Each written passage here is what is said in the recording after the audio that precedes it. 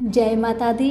मेरे सभी प्यारे दोस्तों, मैं लक्ष्मी शर्मा बड़ों को चरण स्पर्श, छोटों को प्यार और बराबर वालों को दिल से नमस्कार करती हूँ।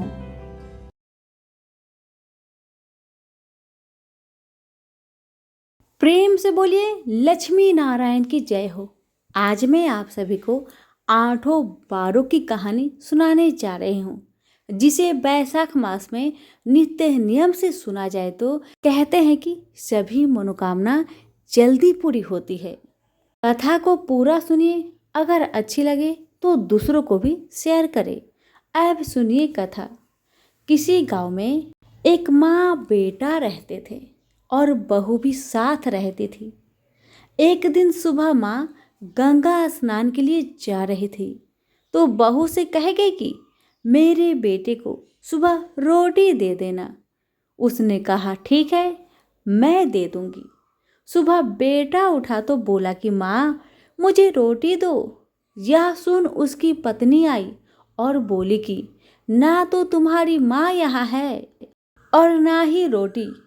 कुछ कमा कर लाओगे तो ही तो मैं रोटी दूंगी। वह बोला भगवान, मैं कमाना नहीं जानता हूँ। लेकिन बहू नहीं मानी। उसने कहा अच्छा, तुम 4 रोटी आम के अचार के साथ ही दे दो। बहू ने 4 रोटी बनाई और अपने पति को दे दिया। वह रोटी लेकर कुएं की मुंडेर पर आकर बैठ गया और भगवान को याद करने लगा। वह बोला, राम मैं कमाना नहीं जानता हूँ। भगवान उसकी बात सुन ब्राह्मण का भेष बनाकर आए और कहने लगे कि तुम इतने उदास क्यों बैठे हो। वह बोला, मेरी पत्नी ने कहा है कि जब तुम कमाना जानोगे और कमा कर लाओगे तभी रोटी मिलेगी, लेकिन मैं कमाना नहीं जानता।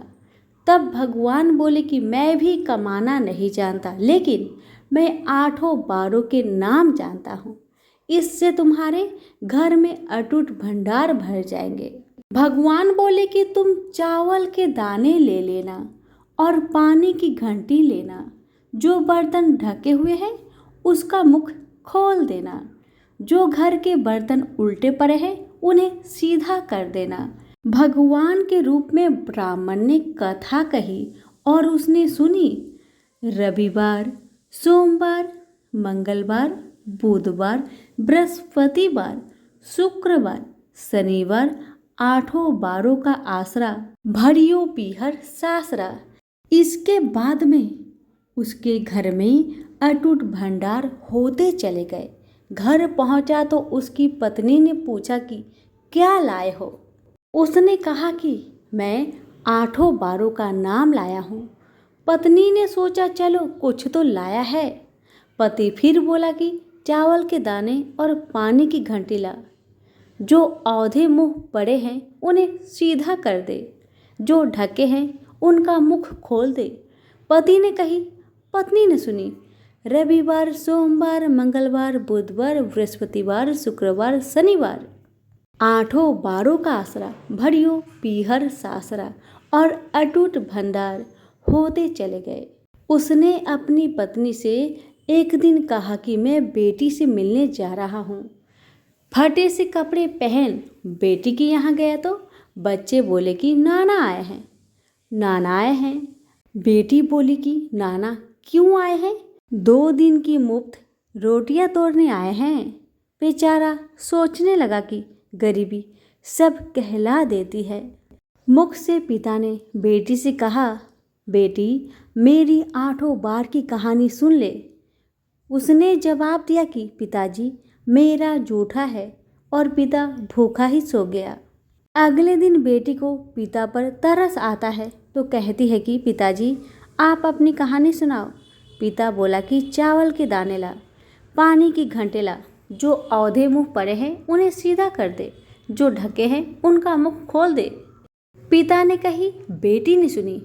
रविवार, सोमवार, मंगलवार, बुधवार, बृहस्पतिवार, शुक्रवार, शनिवार, आठों बारों की आसरा, भरियो पीहर सासरा और अटूट भंडार होते चले गए।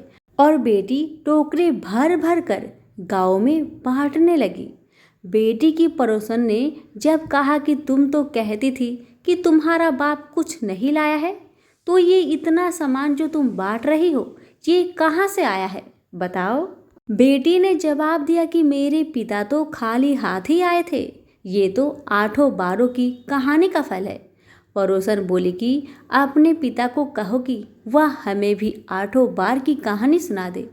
पिता ने कहा कि आज तो मेरा मुंह जूठा हो गया, लेकिन कल मैं कहानी सुना दूंगा। दूसरे दिन पिता ने बेटी की पड़ोसन को भी आठों बारों की कहानी सुनाई, जिससे उनके घर में भी अटूट भंडार हो गया।